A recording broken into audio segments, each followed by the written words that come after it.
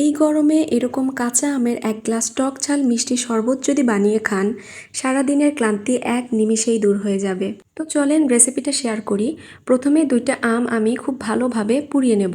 আমটা যখন খুব ভালোভাবে পোড়ানো হয়ে যাবে তখন এই আম দুটোকে একটা বাটির মধ্যে নিয়ে নিলাম।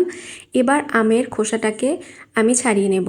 এবার আমের সাথে অ্যাড করব 2টা কাঁচা মরিচ আর পরিমাণ মতো চিনি।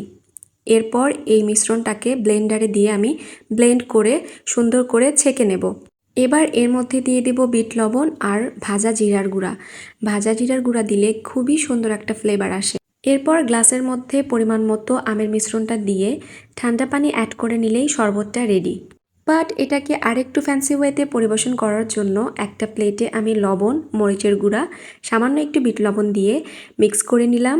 এবার একটা গ্লাসে লেবুর রস মাখিয়ে গ্লাসটাকে মিশ্রণের মধ্যে ঘুরিয়ে ঘুরিয়ে চারপাশে এই মিশ্রণটা লাগিয়ে নিলাম। এরপর গ্লাসে কয়েকটা আইস কিউব দিয়ে শরবতটা ঢেলে দিলেই রেডি পোড়া আমের টকঝাল মিষ্টি শরবত।